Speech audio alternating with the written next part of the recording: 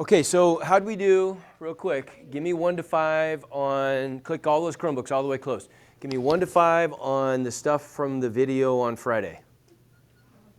5 meaning I know it all perfectly, 1 meaning I feel really, really, really rusty on it. Where are we? Okay, oh, that's not bad. Okay, I mean, it's, okay. So, videos are not ideal, I get that. You guys probably are money ahead compared to my other classes. I kind of had to get after my other periods just a little bit, and maybe you're in the same boat. So that video is, how many people, is it available online? Do you know? Mm-hmm. It is, right? It's on my instructional videos. It's on the Unit 8, Chapter 8 playlist, right? So if it wasn't making really great sense to you, what would have been probably a really good idea to do at some point this weekend? Yeah, rewatch it. Exactly. Rewatch it. Yep, that's what we do in college prep classes. Okay, so, but I do, and I kind of dropped the ball a little bit. The assignment that I told you was going to be there, was it there? No, it wasn't. So that's on me, and that was probably would have helped a lot if the assignment had been there. So I'll accept a lot of the blame here for why maybe you didn't get a chance to really get this stuff figured out and implanted in your brain. It would have helped to have had the assignment there. So I'm going to give you another date. Let's go through. I want to just do 2 quick examples as a group and let you do 2 examples on the boards, and then I'm going to let you turn you loose on the assignment. So let's look at one together first. Now, I want you to remind me from Friday here. Would you please tell me for this, now this is a quadratic equation. Why is it a quadratic equation? Say it again. Because it's got an equal, so it's an equation. Why is it quadratic? What makes it quadratic? X squared. Yeah. A quadratic equation is just a polynomial equation where the biggest power of x is 2, right? It's a quadratic polynomial, meaning it's the biggest power of x is x squared. Okay, so this quadratic equation, what is important about this one that makes it easy to solve?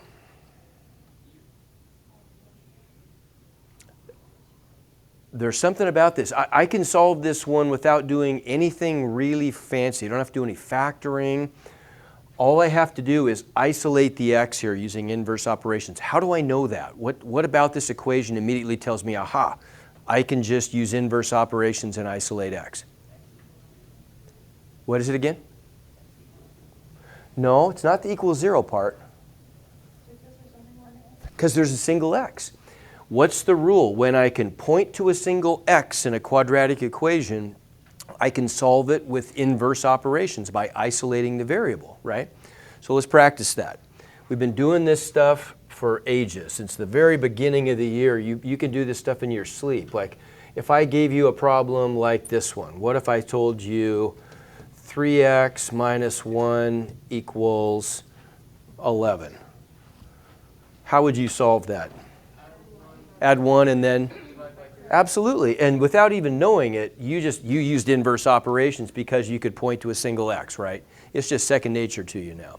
You used inverse operations to isolate the variable. Remember what that entails. When we're using inverse operations, every step means I'm canceling something off the side with the variable to get it closer and closer to being by itself, right? Same thing is true here. Okay, can you guys tell me what would I do first to isolate that x? Yeah, and how come? Because when I use inverse operations, I'm going bottom to top with my PEMDAS tree. And so the first thing we see is add, right? So we add 4 to both sides, which gives us that, right? What's next? Yeah, now I keep working up there. Now I could divide by 2. Okay. Oops, I think I kind of messed this up a little bit. Where did that thing start? Here, I'm going to do this. Reset. Okay, good. We got that. We divided by 2. We divided by 2. And we got that, right? Agreed? Okay, divide was the next step. What's the last thing I have to do? Yeah, and that's the new stuff, right? We can undo a square, a power of 2, by square rooting both sides. Okay. What was the really important part of that, though? Whenever I square root both sides, what do I have to remember to include? Plus or minus. Exactly. Yeah, so if we square root both sides, you can't forget that you have to include that plus or minus. And so I actually get two solutions to this. Positive the square root of 2 and negative the square root of 2. Okay, make sense? All right, why don't you guys jump to the boards real quick and try that one.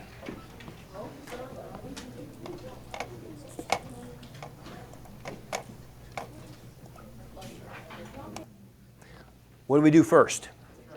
Subtract 24, I like it. Okay, we subtract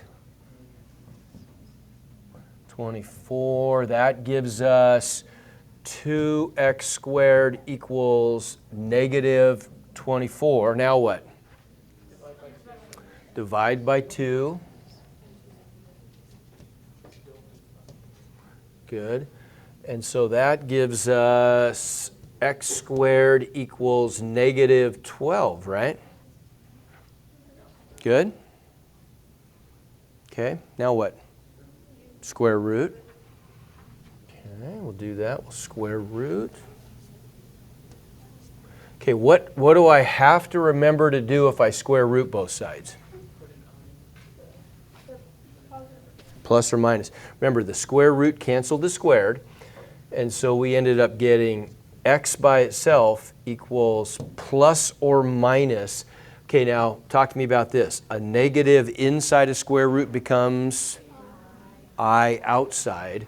So I'm getting an I outside, and then I've got a square root of positive 12 inside. But that can be simplified. If we make a factor tree out of 12, what do we get? Yeah, we're going to do, and we really want to put 4 on the first branch of the tree because that's a perfect square. So what's that going to split into? A couple of 2's. Yeah, good. So we get a couple of 2's and a single 3. So would everybody agree then our answers look like x equals plus or minus. My outside number is 2. My inside number is 3. And I've got an I outside everything, right? And what might be a safer place to put that I? Yeah, put it, so 2I times the square root of 3. Maybe put it right in front of the radical. Either, that's fine though. As long as you remember to keep the I out of the radical, that's fine too. Now on the assignment, they're probably going to ask you, on some problems, they actually do let you use a plus or minus sign, but I don't know which ones. And I take these problems out of so many different books that it's probably safer just to always break it up into 2 separate answers. One for the plus and one for the minus, right? Everybody good? Okay, that looked good. Let's look at one more together here. What about one like this one? Okay. Now, do I subtract 17 first? No, I don't. Why do I not do that? It's in parentheses. Yeah, and notice what happens when we're doing inverse operations. We don't get to undoing parentheses until the very last step, after exponents, right? So everything inside the parentheses is effectively off limits. In fact, we could even just kind of do this, right? I could even, like, I'm just going to block it off because we can't even look in there yet, right? That stuff's off limits. So what's the first thing I would undo? The squared. Yeah, because I do have an x inside the parentheses that I'm going to have to get to, but the first step is I've got to square root both sides. Everybody see that? Okay. All right, so step 1 is I'm going to square root both sides.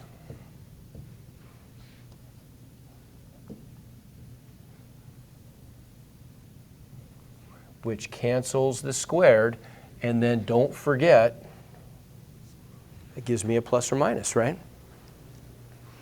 Okay, now that I undid the squared, Now I can look at what's inside the parentheses that was being squared. It's just a 3x minus 17. So what would the last two steps be? First thing I would do is add 17. Okay, do you remember from Friday? Where, if I'm adding or subtracting a number to both sides in a situation like this, where do I always put the number? In front of the plus or minus. Good. We're always going to put the number in front of the plus or minus. So we get that. Whoops. Oh, sorry. We just simplified. Okay, we simplified the 28. Right? Everybody agree 28 would split into a couple of 2's and a single 7. So the 2 goes out. Now we're going to put that 17 in front like that. Okay. Last step. Yeah, divide both sides by 3. So I have to divide the entire right side by 3 then. So my final answers, 2 of them, are going to look like that. 17 plus or minus 2 times the square root of 7 all over 3. So that fraction bar has to cover the whole thing, right? And then if I want to enter those separately, I would just do 1 for the plus sign and 1 for the minus sign. Okay, we good? All right, go try one of these. Go try that one.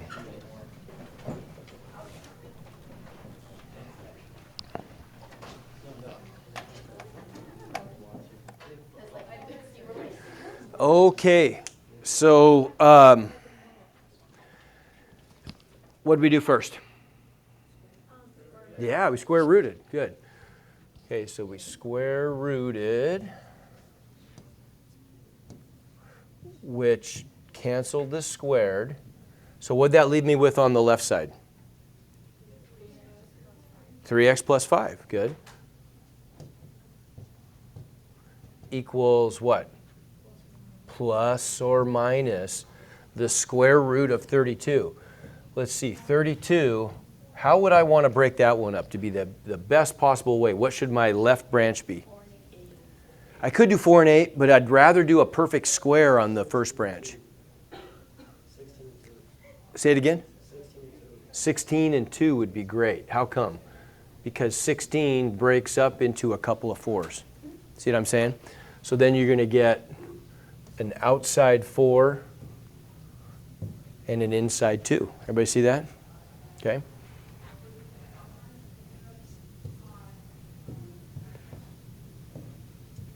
Okay, last 2 steps. Where do I put it? Front of the plus or minus. Good. And that gives me 3x equals negative 5 plus or minus 4 times the square root of 2. Last step. Divide by 3. Good. And I get both my answers, right? 1 for the plus and 1 for the minus. Good stuff? All right. You can go to work. Assignment's up there. Have at it.